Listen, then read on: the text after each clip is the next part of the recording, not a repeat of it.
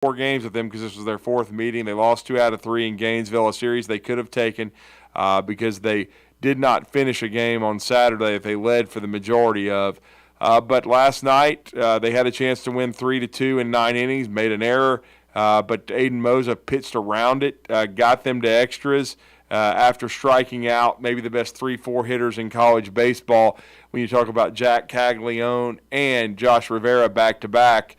But then Alabama with a huge 2-out double from the Sarge, Tommy Seidel, the 24-year-old super senior, made it 6-3. But then the Gators flexed in the bottom of the 11th, 4 straight hits. They have as good a lineup as there is in college baseball. From 1 through 5 at the top of their order. Just an unbelievable lineup for the Gators. And they were able to get 4 straight hits. Alabama did not record an out. Aiden Moza pitched his tail off, but gave up a soft single with 2 strikes to lead off the inning. And, you know, it was heartbreaking for Alabama. And then they went to their closer, who had thrown 25 pitches the day before. But, again, you're going with your best guys, high-level guys, because Riley Quick has not pitched in a few weeks. Hunter Hoops has been a guy that has not pitched a ton in those high-leverage situations. Moza had been lately. They had basically been developing him, the transfer addition from UAB. He'd done a heck of a job, but you know what I'm saying? And again, they wouldn't have been there without him. But unfortunately, Alabama not able to close the deal and get to tonight as far as they would have been playing the Vanderbilt Commodores, who subdued Auburn 4-2. Auburn with a tough loss. And excuse me, let me correct myself. That Auburn game was 6-4, but a tough loss for Auburn. But Alabama, even more gut-wrenching. They lose 7-6 as the Gators with Wyatt Langford, who's hitting nearly 400.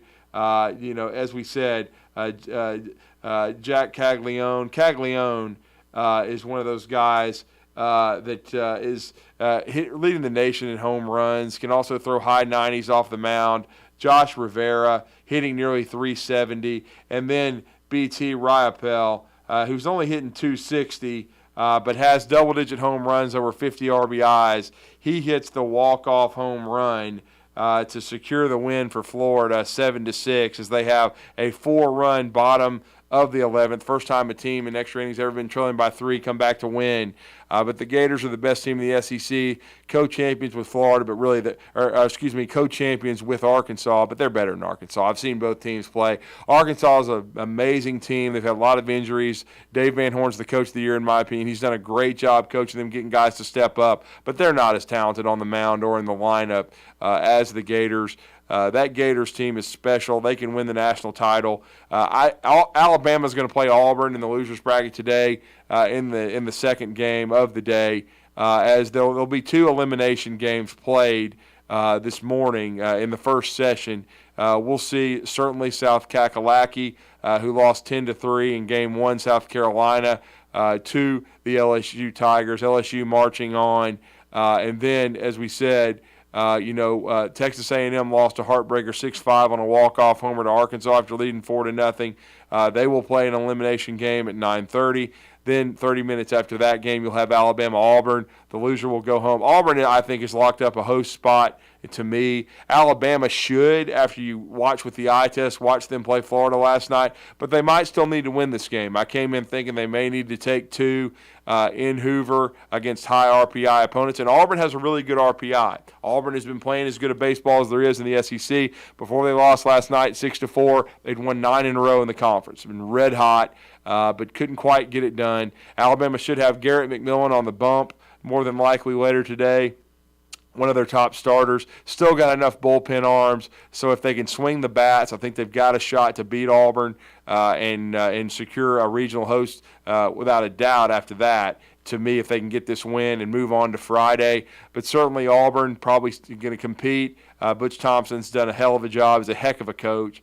And they probably want to cement a host as well. I think they already have, though. I really do, with the way they've played. And now they got, I believe, 18 conference wins because they had 17 coming in. They got one in against Missouri. They avoided that bad loss to Missouri, which I thought was their key. And so we'll see if Alabama can get that win against Auburn. And then you're going to have the heavyweights. The top four are going to square off in the night session, in the second session of the day. Certainly at 4:30, it's going to be Arkansas and LSU. And then after that, it's going to be Vanderbilt and Florida. And those four teams are all going to be national seeds, and they're going to host regional. And if they get to that round, the super regional. So we'll see. But certainly you hope that Alabama and Auburn are going to host Kentucky. And for Alabama's sake, I'd like to see South Kakalaki go home. No disrespect, but maybe South Carolina gets sent home today by Texas A&M. So maybe that will eliminate them from host consideration. We will see. Certainly it would help Alabama's case as well for South Carolina to go home, and we'll see if that happens. Texas A&M certainly was playing for their postseason lives coming in. I think they should be in. Certainly the SEC should get at least 9 teams in the tournament. There's no doubt about that. I mean, I think that's a very safe assumption. I think Tennessee going home early, I don't think Tennessee deserves to host. They've certainly played much better in the second half of the conference season, but I think they should be a very strong 2 seed. And we'll talk to Vince Ferrara about that, that does a great job for Sports Radio WNML, the Sports Animal 99.1 in Knoxville. He's part of the IMG Vol baseball network. He's seen this team play so many times. We'll ask him, does Tennessee deserve to host still, or what does his gut tell him? Tennessee's still very dangerous. They're a very talented team from an arm standpoint. There's a lot of people that thought they were a dark horse to repeat and win this tournament, even as a 7 seed. So that tells you how good the SEC is when you think about it. So I just think when you look at it overall, though, that the SEC should get 9, perhaps even 10 teams into the NCAA tournament. There's no question about that. It's just a very talented and deep league, and especially when you talk about that top, they have a case where they could have 9 regional hosts or at least 8, and the record is 7. And I think they should at least tie that record of 7. Going to probably be tough to get 8 or 9, but certainly it's a 9 or 10 bid league, in my opinion. When you look at the SEC baseball tournament and as a whole, as it's about to continue today, and you'll be able to hear that on our sister station, ESPN 97.7 The Zone. You'll be able to hear the SEC tournament, and when you look at it and you see the top 10 seeded teams, and look at how strong this league is, there's no doubt in my mind that when you look at it 1 through 10, when A&M is the 10 seed, Alabama the 9, this should be I think 10 bid league. There's no question about that. 10 teams should get in from the SEC. It's the best league in the country by far. I don't care about the Democratic way of thinking and whining and bitching and talking about how you need to give some teams from up north a chance. Look, they couldn't compete in the SEC, a lot of these teams. You put some of these ACC teams in the SEC, and I mean Oklahoma and Texas are coming in a couple years, and they better be ready. This is a meat grinder. You have to compete. Texas A&M has a lot of resources and money. Jim Slosnay was a hell of a coach. You got them to Omaha last year, but they're a 10 seed this year. That's how tough the SEC is. Alabama's, I think, playing really, really good baseball right now, and I think they should be a regional host, and they're in the 9. So it's just a really difficult conference, and you saw that matchup of 1 versus 9 last night with Alabama and Florida, and there didn't look to be a big difference there. But before we bring in Vince Ferrara, we are going to give you some post-game reaction. First, we're going to give you Butch Thompson's reaction as the Auburn Tigers fall 6-4, and now they look to have a short turnaround to play in Alabama, and we're going to bring you some of that post-game live from the field last night, courtesy of WZZN-TV and 97.7 The Zone. You assess that when you added all that? Number 1, Riley. Number 2, Bradfield. I thought Riley was the difference in the ball game. I just thought we took strikes and we swung at balls, and that hadn't been what we've done for a period of time, of course, And then I thought Bradfield put pressure on us in a ball game. As much as I think of him, having him at USA Baseball, and he's an awesome dude and know him pretty well, I thought the pressure was – I don't think he was applying as much pressure as we played with, maybe getting the ball in and out of the glove. We had a 1-1-4 break time. That's good enough to compete against that. And ball goes to the backstop, and You know, he leads off with a walk, and they get one run. They just we created too much offense for them. Also with the walks, that's probably number 3, and that's what we've gotten so much better. And it created a lot of offense. I'm not sure. I don't think they hit a home run. I think they got a couple of balls through. But I like Nelson there. He's at least shoving the ball in the strike zone. So that's what we're trying to reward. But short answer is Riley, Bradfield. You have Alabama tomorrow. You guys have the best 2 crowds all week here. What does it mean, another edition this time for elimination and hoop? Yeah, that's the way it's supposed to be. So that's good. I just, 3 minutes after a ball game, I'm still trying to find out ways to get through and navigate today. Bryson Ware at least gave us a shot, but when you see those 2 runs left out there and know how they kind of scored, we'll be ready to go tomorrow. Is it the second? What time do we play? Okay. All right. So we'll get to bed and get up here and get ready to fight. But it'll be awesome to play. They've had a great year, and I think that's a great roster they have, and we need to bounce back. So we're learning lessons. We're learning more about our team every day we play. Bryson Ware tied, I don't know, quickly. Yeah, he had some good at-bats. Of course, that was a big home run there. That made it like it's possible, there in the 9th. And we have to keep playing. I called the team up in the 8th. I think we just haven't been behind a whole lot, or at least have captured the moment. But I knew we had a tough challenge tonight with the way Riley had us having our at-bats. So I did call them up one time, and they fought. They did exactly what I told them to do. This isn't about the result here right now. It's about how we finish this ball game. So they kind of perked back up and at least competed in the box there, and that was a big one by Ware. What an amazing year, and what a group of the other 7 guys that he joined that's worn an Auburn uniform to be above those 20 home runs. I couldn't be more proud for Bryson. Y'all have played such clean baseball the last couple months. 5 of their 6 runs were walks or errors. That's how they got on base. That's something y'all haven't done much of lately. Yeah, that was the difference in the game, and I thought we experienced some of that in the first 4 innings last night, and then hooked it up pretty good. So hopefully, we play these night games, and you can just see when a ball goes to the outfield, you can see the water splashing up off of it, but we call that an excuse. So no matter where we play or what time of day we play, we're going to have to be able to, make the other fella beat us, have disciplined at bats, and dominate routine play, and that's been a challenge for us, at least enough to put us 1-1 in this tournament. Are you glad not to have to play, the night game tomorrow, or? I would rather play. I would rather keep winning, but now we just have to reset and come out and be ready to play a baseball game and stay. That's our goal, is to win the SEC tournament. I hear people say, should you go after the tournament or should you not? I mean, all you got to do is watch every one of these games and see, once these players get in this tournament, get on this field, they're getting after it. I saw it in the game before ours as we're waiting to play. You throw that out the book. It's not worth writing down for anything. When these coaches and these players get on this field for this tournament, it's for keeps. And I'm absolutely proud of that our conference is doing everything they can, no matter who's thinking they're going to get to play next week or where they're going to play.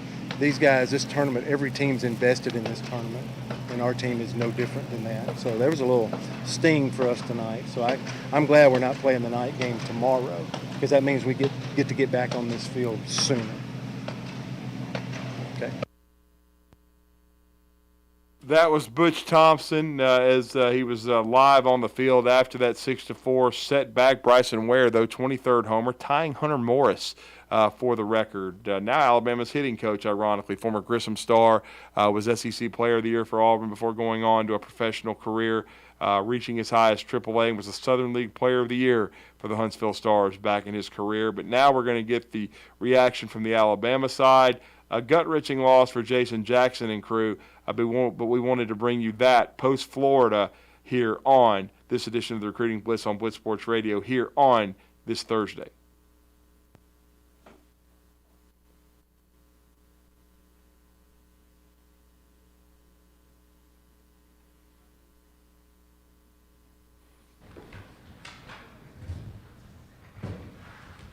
No, you're good. All right, welcome to the Game 7 post-game press conference, the 2023 SEC Baseball Tournament. Lily and Jesse will again be handing out a wireless microphone, so please wait for the microphone to get to you when we're and raise your hand to ask a question. Joined by Alabama head coach Jason Jackson, along with left fielder Tommy Seidel and starting pitcher Luke Holman. We'll ask for an opening statement from Coach, and then we'll take questions directly from the student athletes first. So, Coach. Yeah, I thought it was a really good ball game by two really good teams, and that's kind of what the postseason play is all about. That's what the SEC tournament's all about. That's what we all expect to see when we come here, and it's a tough loss. We took a lead into that last inning, and Alton's been great for us all year. You got to give them some credit. They had some great at bats, but I thought it was a really good college baseball game, and I thought our guys fought hard. I thought their guys fought hard, and at the end of the day, they got the big hit at the end. All right, let's take questions for Tommy and Luke first, right here in the front. Luke, how are you feeling ahead of your start against LSU last month? And can you take us through the process of how the decision that you weren't going to pitch that day was made? I thought I was going to start the whole day, and then I had a couple back issues, and I just didn't feel good enough to start that day. All right, Dexton, second row on the left. Yeah, guys, I'm sure that was one of the craziest games you've ever played in. How do you kind of flush this out of your system and kind of get ready for like a 1 o'clock, I think, start tomorrow after a long game like this and an emotional loss like that? Mm-hmm. Yeah, you just got to flush it, take what you can from it, learn from it, and then just hydrate, get sleep, and get ready to go tomorrow. Next question for the student athletes.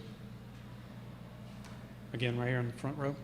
Yeah, just how do you guys go from that? Can you just take us from the high of your double, and then when you watch that ball sail out, can you just take us from the highest of highs and maybe to the lowest of lows there? Yeah, baseball's a game of winning moments, and we won the moment in the top of the ninth, and then they got us back in the bottom, and so it's really just a matter of staying even keel as you can throughout those moments that will just help you win those moments in the future. All right, in the back left. Tommy, when that ball's going over your head in center, just at what point do you know it's a home run, and what is that feeling like? And then, answer that one first. Sorry. Mm-hmm. Yeah, it's not a good feeling when you lose a game, especially on a walk-off home run. And so I guess as an outfielder, you just see the ball off the bat, and then it just keeps going, and then it's a home run. So basically, when it got out is when I realized that it was a home run. And then just on your double too, that looked like maybe a misjudgment. Did you know that was going to get past him at first, or take me through that moment as well? You never know, especially at the Met. It's a huge park, it plays big, so you really just never know how a ball's going to land, and so you just run hard out of the box and hope it gets down. Any more questions for the student athletes? All right, one more in the front. Luke, you settled in well after the first inning, your first start of this tournament in the postseason. Talk us through how you felt as you went on throughout the game. I think I settled in, as the game went on, but rough start, hung a slider to Rivera, and learned from that 3-2. I shouldn't just throw one in there for him to hit. So I learned from it, and throughout the game, it just pitch by pitch got better. Okay. Tommy, Luke, we'll excuse you now. Thank you very much for your time. Any questions from Coach? It's on the second row on the left. Yeah, similar thing I asked Tommy. You scored those 3 runs in the 11th, and you're feeling great, and it looks like you're about to take down the top seed in a long game, and Mosa does that, and then in the blink of an eye, it seems like now you're in the loser's bracket. Kind of like I asked him, how do you what was the impossible message of going in there and saying, hey, we got to play tomorrow and kind of keep this thing going the rest of the week? Basically what I told him was, hey, man, this hurts, right? And it's supposed to hurt, right? You invest that much into the game, and it was an emotional game, and again, it was a very well-played game. But this is supposed to hurt, right? That's a kick in the gut, and so it's okay to be pissed. You should be pissed. But we're going to go home, and we'll go back to the hotel, and we're going to eat, and we're going to be pissed off for a little while, and that's okay. But when we wake up tomorrow, that score resets to 0-0, and we got to bring it to the ballpark. We got to be ready to go. We got to be ready to bring it when we get here tomorrow. Go to the back right first. Coach, going into tomorrow could be, what is the double elimination strategy compared to if you guys won that game with pitching, especially in extra innings? What are you guys going into tomorrow, like everything you have? Yeah, we've still got, several guys that haven't thrown yet, so we'll kind of take inventory of who's available and who's not and who feels good tonight, tomorrow when we get here. And, Alton won't be available tomorrow. I would say he's not going to pitch tomorrow. But other than that, I think we should have, plenty of guys ready to go, and we just go one game at a time. All right, in the back left first. How much mental fortitude did it take from Moza, and how proud of you or for him for kind of getting through out of that jam after making that error? A lot of players melt at that moment. Just what did you see from him? He's gotten better and better every week. He missed the first part of the year, kind of rehabbing from an injury, and since he's been back, he's gotten better and better each time out. And I think the more you go out there, the more you learn to handle those situations, and you kind of. He's kind of been there, done that now, and but I've been really happy with his development and progress over the last 3-4 weeks, and he's become a guy that we really count on, along with some of those other guys out of the pen. So big outing from him tonight for sure. Second row right here. Yeah, is the plan for Garrett to go tomorrow on the mound to start the game? Yeah, that's the plan. Yeah. Okay, any more? One more here on the left. Coach, what goes into the decision to leave Moza in to start the bottom of the 11th instead of going into Alton to start the inning? Yeah, we talked about it, and even if it was a one-run lead, we were going to leave him in to face Langford. Langford's got pretty big splits. He's done well against lefties. AD threw 25 pitches the night before, so we wanted to keep his outing as short as we possibly could. So we were trying to try to steal an out right there. Not really stealing out. We thought it was the best matchup. And so that was the plan all along, whether it was a one-run lead or a three-run lead, we were going to let him have Langford and then go to AD after that. So, in the back right. I know it's fresh, but what's the prep for the rest of the night? Are you guys going to try to watch, see who loses? Or Auburn, obviously, that would be a big one tomorrow. Do you guys care? Or what are you guys looking at the rest of the night? Well, yeah, you have to figure out who you're going against, right? So you can kind of do some prep work and some scouting report. And, we played everybody during the year, so you have some good reports. But, yeah, you want to know who you're playing and who they might pitch and who they have available. So I'm sure we'll stay up and watch this game. But get back to the hotel and get something to eat and, get cleaned up. And then, we'll probably watch that game. So we're ready to go tomorrow. In the front row. Yeah, for most of the week, the two biggest crowds were Alabama and Auburn fans here. What would tomorrow, obviously there's been big Iron Bowls of baseball, but tomorrow in this, at the stadium for elimination, what would tomorrow kind of mean for that rivalry? Man, I think it would be packed here, wouldn't it? I think that's exactly what the Hoover Met would love to have, But shoot, they got a game tonight against Vanderbilt, and that's a great team, and Auburn's playing really well. So, we'll see how it plays out. But, whoever we're playing, we'll be ready to go. Take about two more, one in the back right. Jason, in a tournament like this, it's hard to kind of look ahead, but obviously there's such a grind in this tournament with, one, the talent that you're seeing day in and day out, and then these times and the slots of games, and obviously going on a long day so early in the tournament. How do you prepare for what's ahead as well when obviously the next step is looking at the NCAA tournament, but also trying to make your way through here at the Met this week? Yeah, I think you just try to be smart about it, and, we try to go one game at a time right now, and we've got our pitching kind of lined up the way it's been, so we've got, the next couple of days, if we can get through there, then we'll see who's available after that. But we should be good the next 2 days, and, we'll take it from there. But yeah, it is tough. Every single day you come to the park, you're playing somebody that's probably ranked in the top 10 every time you come to the ballpark each day, so. But that's what this tournament's all about, that's why it's so great. Any more questions for Coach? If not, thank you. That's Jason Jackson, and that's Tommy Seidel and Luke Holman. All performed well. Just a tough loss for the Crimson Tide, but I think they've proven a lot to people in college baseball and how good they are right now. I do think they should be a regional host. They can, I think, silence any of that speculation later today if they can take care of Auburn, and you'll hear that game along with the entire SEC tournament on our sister station, ESPN 97.7 The Zone. We'll be carrying it in its entirety, as we said, starting once again at 9:30 this morning. A couple of losers bracket games. One of them will be Alabama-Auburn 30 minutes after South Carolina. South Carolina is, of course, going to take on Texas A&M, and then Alabama-Auburn, and then you'll have the Big Four, the four best teams in the Southeastern Conference when you're talking about Arkansas and LSU, and then the nightcap, Florida and Vanderbilt. So some high-level college baseball. As you heard Jason Jackson saying, Garrett McMillan will be on the bump, the senior, who was Alabama's Friday night guy last year, very experienced. We'll see what Auburn decides to do and how they approach it. But again, both these teams playing for regional hosts. Auburn may have already locked one up. I think they have.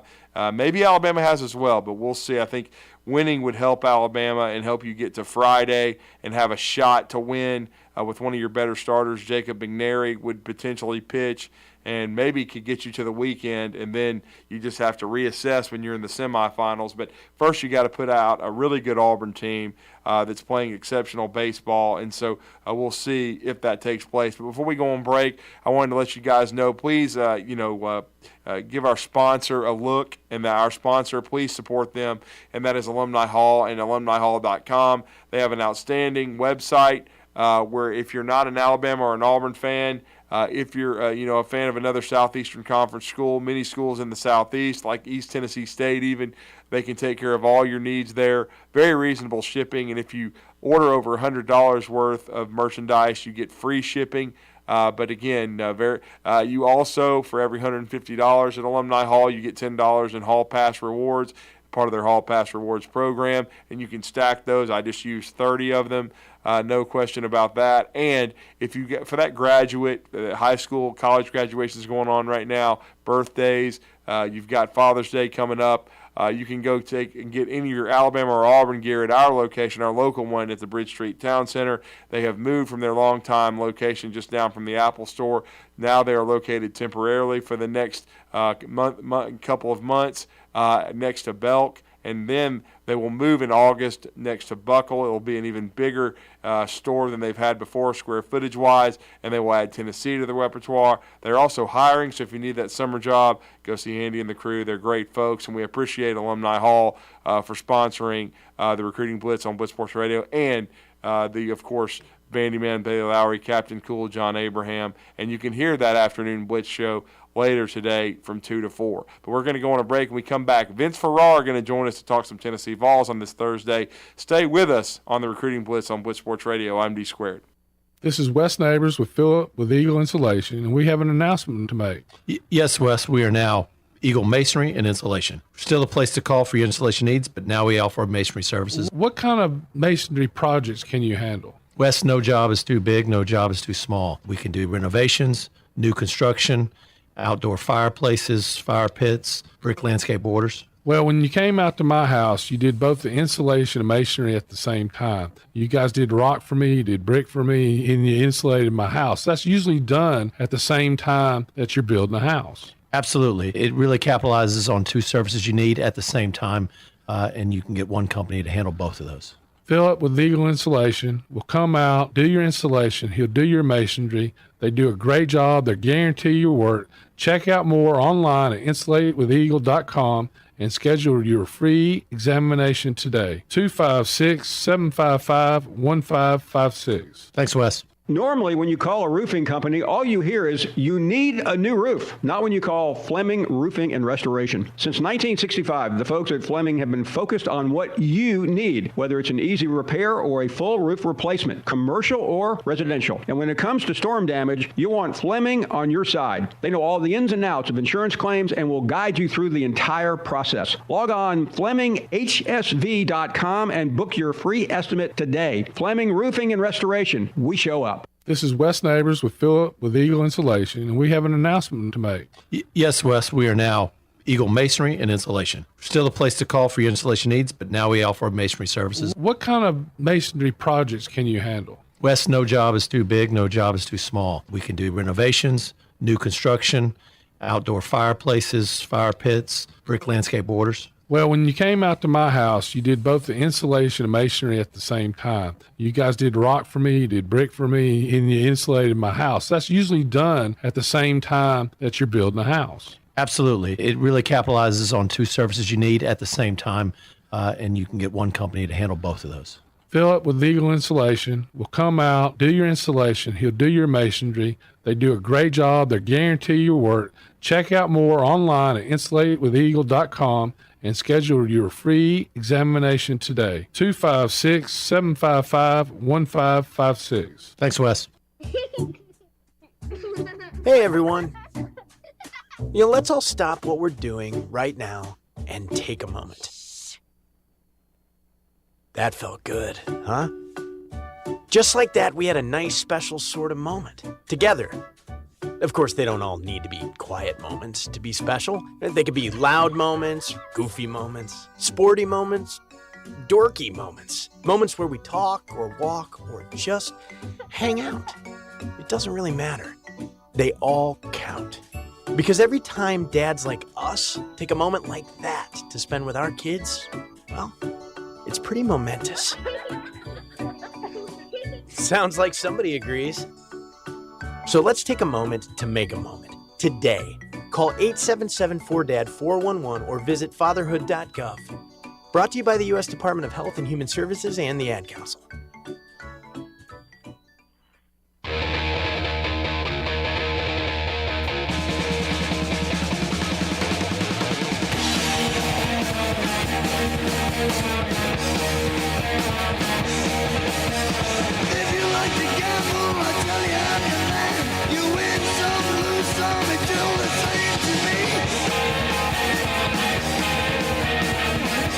Welcome back to the Recruiting Blitz on Blitz Sports Radio. I'm D Squared.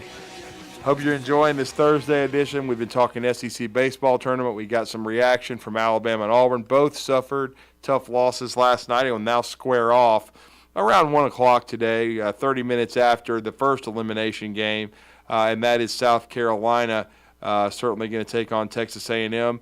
One of the really talented teams that went home the first day to show you how good the Southeastern Conference is Tennessee. Tony Vitello's team had one of the great regular seasons and still great seasons in SEC history a year ago. Finished one game short of Omaha, but won the SEC regular season championship, the tournament championship, hosted a regional, won that in Knoxville, fell a little short in Game 3 in the Supers at home against Notre Dame, but still had a star-studded team. And now this year, with really a new lineup, pitching staff that's talented, but even had some injury concerns, but they really picked it up the second half of the season, like we've seen Auburn, like we've seen Alabama. They had a tough loss. Texas A&M got a great pitching performance, from someone that had, again, that's how in the SEC tournament, that's what you see. You'll see a guy step up. Certainly that's what we saw from A&M on Tuesday, but Tennessee still 38-19. They still hope to host. We'll see if that happens with the Tennessee Vols under Tony Vitello. And we're going to talk some Tennessee baseball with our next guest. He's host of Sports Talk on each morning now, Morning Drive. He's moved into that slot. And he's also part of the Vol IMG Radio Network. He's a huge part of the Sports Animal in 99.1 in Knoxville, Tennessee, Sports Radio, WNML, and that is Vince Ferrara, and he's been good enough to join us this morning on the Neighbors Wealth Management Hotline. Vince, appreciate the time, man. How you doing?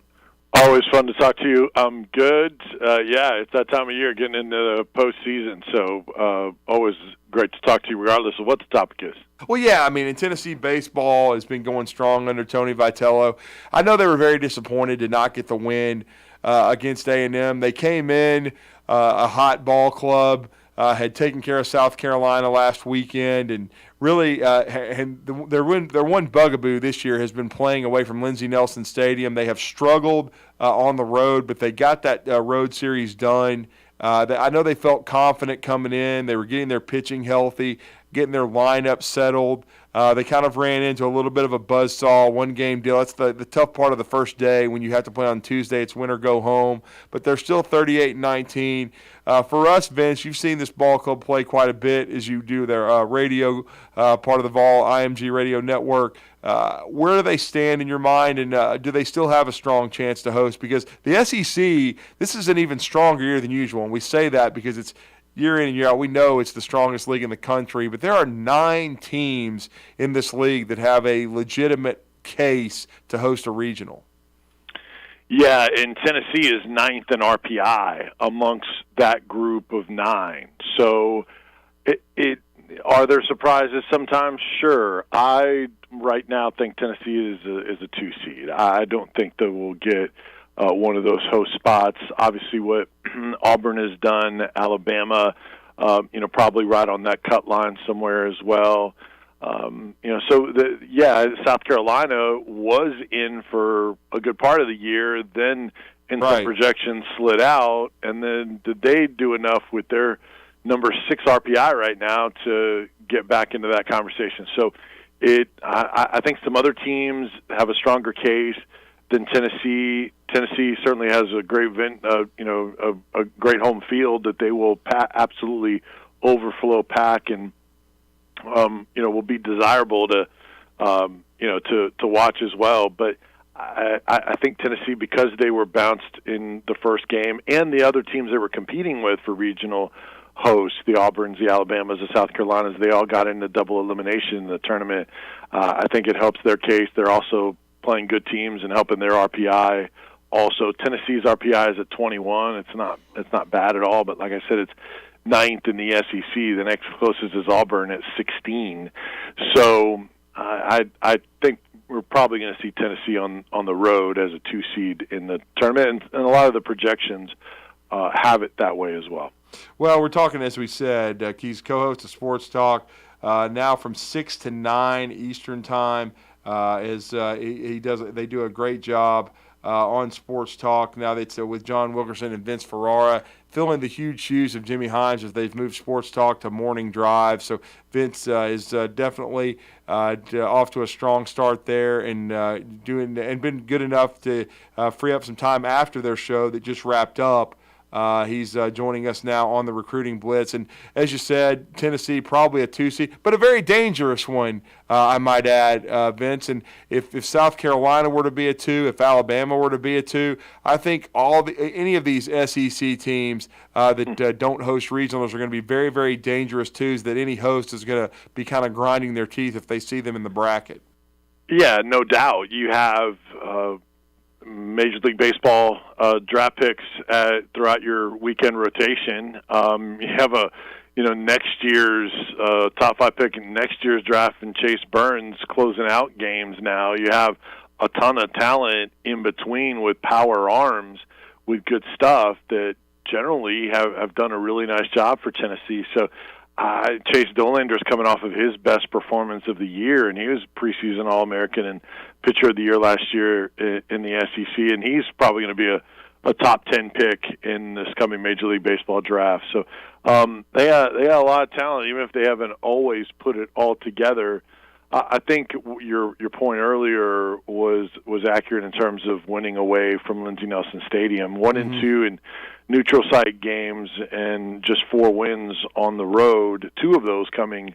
I guess they were 1 and 3 now neutral site games after losing in Hoover, but 4 wins in true road games, and 2 of those came at South Carolina. Now, is that change what we had seen all season because they now won a series on the road after they started playing better, or is that just one uptick and then they're going to go back to struggling on the road? They haven't swung the bats quite as well on the road, and they haven't played as clean a defense on the road as they have at home. So those are factors. Also, A&M threw a left-hander against Tennessee. Tennessee's numbers are better against right-hand pitching than left-hand pitching. This Tennessee team, not originally created this way, but the guys that have won the jobs, they have more left-handed bats than right-handed bats, and not as much power from the right side. So I think left-handers, especially that throw a lot of off-speed pitches, they've had some success against Tennessee batting. But I think another factor with Tennessee, solidified as a 2 seed is some of those regionals that are being talked about are Tennessee being one of the northern SEC teams. I think geographically they're closer to send up there to the Indianas, the Indiana States, the West Virginias. So I think because Tennessee travels really well, because geographically they would be closer to send to those regionals as a 2, I think it increases the chances that that's where you're gonna see Tennessee land. I've seen Tennessee going to Indiana State as the number 16 overall seed and hosting in Terre Haute. And, Tennessee can get up there and be a very dangerous 2, and then, if they were to get out of that, be matched up with potentially a Wake Forest as the number 1 overall on the other side, if that's what happens. So, I've seen Coral Gables, I've seen Clemson, I've seen Coastal Carolina. Drew, one of the things that annoys me about baseball and softball is that they don't do it. They don't distribute it fairly, or do sort of the snake, where the top 2 goes with the lowest ranked 1, and so on and so forth to make it even and paired. they just do it geographically. So you're going to have some that are going to be way more difficult than others. Like the 3 there, I've seen the 3 Notre Dame and the 4 Wright State for Indiana State. Those are 2 of the teams that were at Knoxville's regional last year. Wright State almost eliminated Tennessee in the regionals, and then Notre Dame did beat Tennessee in the super regional. Like, you think Tennessee would want to see that? I've seen UC Irvine as a 3 there. They wouldn't be easy. So geography still is such a big factor, more so than parity in those tournament regionals. Well, and I've even seen a crazy one where Alabama would be a 2 in Coral Gables, and Arizona State would be there as the 3. That's pretty brutal. Yikes. Right. Absolutely. Yeah, and it's just, I mean, and some of those if you're not a host and you're out west, that's brutal, and you're probably not going to get anything that's favorable for you because there are less of those kind of teams traveling, and there's just not enough regionals out west to be, to send someone for geography out there. Whereas the Southern and the Midwest teams, you can play that game for them, but then you're going to have a tough team having to travel and maybe not be seated on the right line either. And we're talking to Vince Ferrara, as we said, host of Sports Talk in the morning from 6 to 9 Eastern Time, 5 to 8 Central. You can hear him each Monday through Friday on the Sports Animal 99.1. They do a great job. He and John Wilkerson on Sports Talk. I'm still having to get used to that. I've got to reprogram myself that it's not Sports Talk with Jimmy Himes, but Vince is filling some big shoes. They're doing a great job. He's also part of the Vault IMG Radio Network, baseball-wise. And I'll just say this. If Indiana State, they've had a great year, and they may host, and Terry Holt, but Larry Bird didn't play baseball. And all I'll say is if Tennessee is sent, which is not going to be bad geographically, though, if they're sent to Indiana State, good luck to the Sycamores, because that's going to be a really tough draw because the Vols have a lot of high-end pitching, and that's what you need. And I'll be honest, I know they're out of the SEC tournament. It was out early, but you know that. Vince, you've covered it. You've been there. The SEC tournament is tougher than any regional. So if you get a chance to breathe and get outside the conference, Tennessee is going to be very dangerous, in my opinion. Well, and the NCAA tournament isn't single elimination. Now, you can get to that stage. Once you lose a game, then your season could be on the line, but it doesn't start out that way. And, even with Tennessee's having some inconsistencies, they haven't been, so red hot winning every game like Auburn did until their late night affair with Vanderbilt last night. They're not running through everybody, but they've had some SEC sweeps, so they can string 3 games together that are good. And even if they have one down game, they can trot out another power arm afterwards with really good stuff that could. You need guys playing their best and pitching their best this time of year, and you saw it from A&M starter Wansing, and you see it all throughout the league and throughout the sport. So the key is Tennessee has talent to begin with, that if it comes together, then that's what makes them dangerous. And I think dominant pitching, you haven't seen as much of it in the sport this year. And if you have one of those high upside arms, Tennessee's got a bunch of them in their weekend rotation and out of the pen. I think that does bode well for Tennessee. The flip side of it is, like we talked about, how well and how clean are they going to play away from home. That ballpark certainly plays to their favor. The flip side of that also is that they have one of the best ERAs in the country, so they pitch in that ballpark too. So they just hit home runs because they're hitting them at home. They can hit them in the other places too because they pitch at home in that same ballpark. So, but they just have to carry over and be clean and play their best ball. And last year we saw it in Ole Miss. We saw it the year before Mississippi State. Teams that didn't have SEC tournament success that went on to win it all. And from a talent standpoint, I wouldn't put it past Tennessee. It's a matter of how clean they play. And another factor, a positive for Tennessee, Drew, is this Tennessee team that had 8 different position players to start the year and had to do some team bonding stuff to try to come together and develop that chemistry.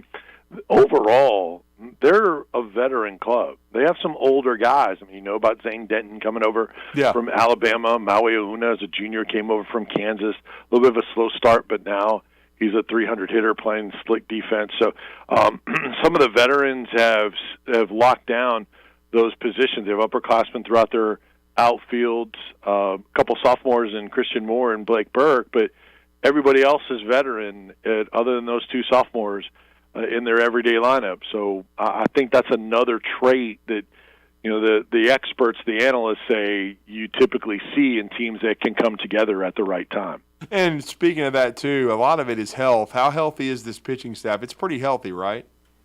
It is. You had Chase Burns was skipped for a couple of games, but he was back. I don't think, you know, health was an issue in him having a tough outing against South Carolina, because he had been absolutely dominant before that for a while. Jared Dickey, not on the pitching staff, but the starting left fielder and DH, he banged up his shoulder, but then he got back in the lineup in the last game of the regular season and played in Hoover, so he seems to be okay. But really, the guys that have pitched are all healthy and good to go. They didn't push Dolander in that South Carolina series. It took him out at 82 pitches when he had 13 strikeouts, and you know, just threw like 5+. So he was insanely dominant, but they didn't want to extend him. So yeah, Lindsey went 8 1/3 in his last start against South Carolina. Beam had his best start in a while. Yeah, they're healthy. There's guys that have been really good this season that didn't even get to pitch either at South Carolina or in Hoover. So they're fresh, and it's going to be 9 days in between games for them, from Tuesday to next Friday. So even if somebody is a little banged up or bruised, everybody's going to be good to go for next weekend's regional. No doubt. And then before we let you go, I know you guys recently heard from Joe Milton. He'll be a really big topic of conversation, and before you know it, we'll be in Nashville for SEC Media Days. I'm sure the Vol presence will be tremendous. A lot of fans, a lot of excitement going into this, coming off this 11-win season for Josh Heupel. And then Joe Milton's fascinating just because he stayed in the program. How far has he come? We saw him play well in the Orange Bowl. He's got tremendous physical tools. Like an Anthony Richardson, probably an even stronger arm, maybe an even better athlete. So that's going to be very interesting with Joe Milton. 100%. You're spot on as usual, Drew. He is a fascinating guy. He hasn't been the guy from start to finish in a season yet, so there is still that question of we got to see it. But from a talent standpoint, arm strength standpoint, there's nobody that matches him. Anthony Richardson, Will Levis. You can have Will Levis throwing off his knee as many yards as you want. He doesn't have the arm that Joe Milton does. I know that. I mentioned that because I know that all the hype over him tweaked to you like it did me. And by the way, Kentucky will be better at quarterback with Devin Leary this year than they were with Will Levis. I would not be shocked. I agree. But Joe Milton, he's not the same quarterback that struggled at Michigan and didn't keep his starting job there. He also, remember, lost his starting job due to injury to Hendon Hooker, who came in, did a great job, and then was so good he stayed in that role. So he wasn't replaced because he was bad. He left due to injury. But he's matured. He hasn't thrown an interception in his couple of years at Tennessee, whether it's mop-up duty, whether it's the Vanderbilt game or in the Clemson game last year where he played start to finish. You saw him improve in his deep ball accuracy. There's room for improvement in those short to intermediate passes and not throwing his fastball in there. I think he did a better job of that, not only in the bowl game, but when we saw him with a few throws in the spring game. He's not a complete quarterback, but he was attached at the hip with Hendon Hooker. They were roommates, best friends. And he's learned, and he's done a lot of the things. First guy in, last guy out, verbal leader, keeping guys loose, restarting drills in practice, even when the coaches are ready to move on. He'll call people back and start it over. He has done all the things that you want outside of just the arm strength. He's not relying on just his talent. And I think he's going to have a really, really good year. And he's still got some weapons on that offense also. But the unknown, it makes him intriguing. That's why you don't see everybody putting him high on their SEC quarterback list or Heisman list. But I think as they see him as the year goes on, I think that's going to change. And you mentioned media days.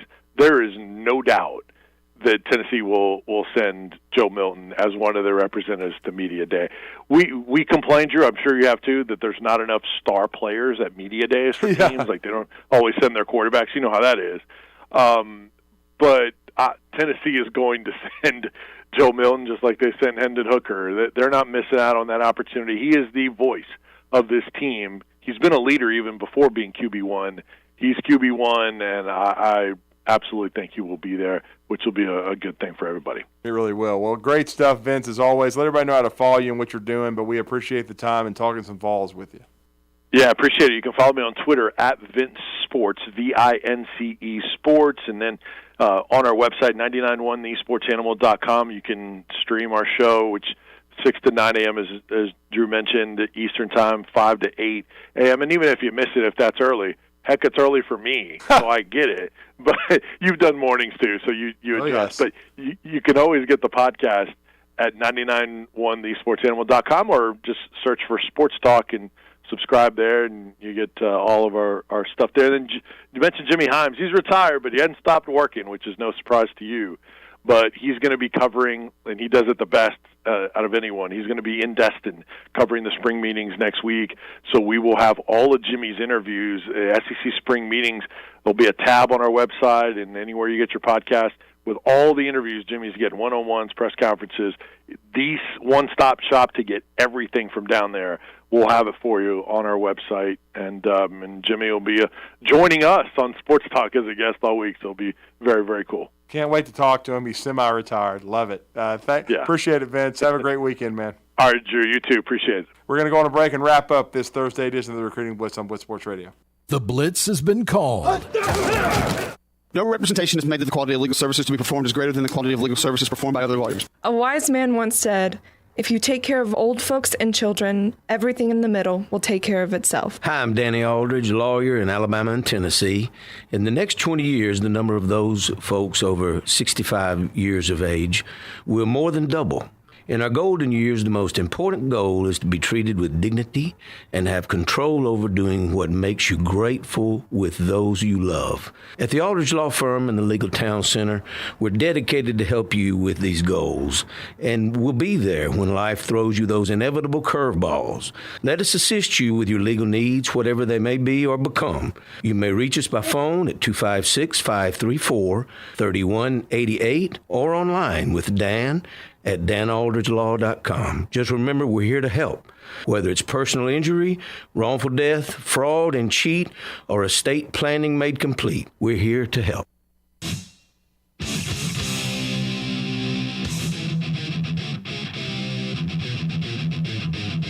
Welcome back as we wrap up this edition of the Recruiting Blitz on Blitz Sports Radio. Big thanks to Vince Ferrara, Sports Radio 99.1, the Sports Animal in Knoxville, Tennessee, host of the Morning Drive, which is Sports Talk now. Sports Talk is a morning show.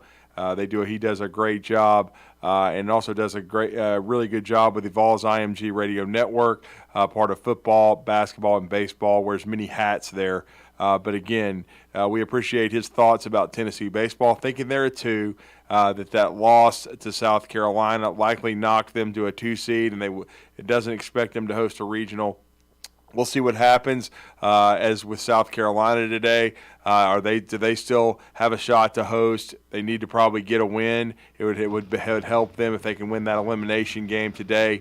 No question about it. Alabama and Auburn set to take the field. So it will be, as we said, elimination day for Alabama and Auburn. Also either the Texas A&M Aggies or those South Carolina Gamecocks, and then the Big Four play tonight, so that you can hear that on 97.7 The Zone. You can also hear the afternoon blitz from 2 to 4, the Bandyman, Bailey Lowry, Captain Cool, John Abraham. Enjoy the rest of your Thursday, everyone. We'll talk to you on Friday.